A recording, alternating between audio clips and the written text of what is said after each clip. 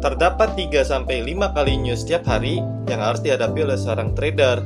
Jadi, dunia trading itu sulitnya adalah karena banyaknya news dalam satu hari.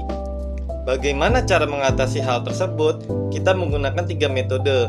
Metode pertama, kita mesti mencari area supply and demand. Jadi, supply dan demand itu nilainya lebih tinggi dibandingkan resisten dan support. Supply and demand itu harga ketika benar-benar tinggi dan harga ketika benar-benar rendah yang terekam dalam beberapa sesi. Mengapa supply dan demand ini penting? Karena supply dan demand ini menunjukkan titik balik ketika perubahan tren terjadi dalam satu sesi. Ketika sesi-sesi yang lainnya itu sudah menunjukkan harga naik, berarti pada suatu area dia akan rebound alias akan mantul dan menjadi turun. Yang kedua, supply dan demand ini terbentuk akibat dari news. Setiap negara-negara itu ikutan trading. Artinya, setiap negara itu kebijakan ekonomi di negara tersebut itu mempengaruhi harga-harga aset dalam trading.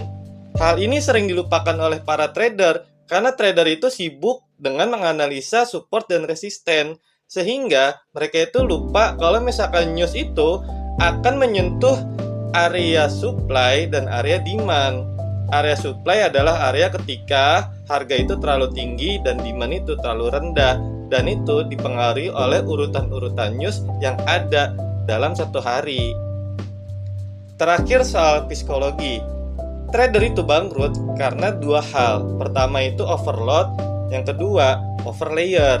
Jadi ya karena impulsif aja, jadi mereka itu terus-menerus menambah layer dengan harapan kalau misalkan keuntungan dari layer yang sudah ditambahkan itu bisa menutupi kerugian floating yang ada. Padahal strategi trading adalah strategi membaca tren lalu konsisten dengan satu kali entry. Di mana ada dua konfirmasi di sini. Pertama konfirmasi teknikal, yang kedua adalah konfirmasi fundamental agar nampak terlihat area supply dan area demand. Supply dan demand ini win rate-nya itu mencapai 70% teman-teman.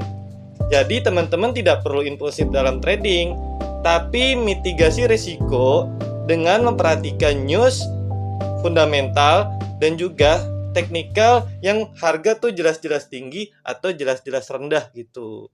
Jadi konfirmasinya itu adalah harga dan juga news. Teman-teman itu mesti tahu hitung-hitungan harga dalam trading, berapa persen kenaikan hari ini dan berapa persen penurunan hari ini.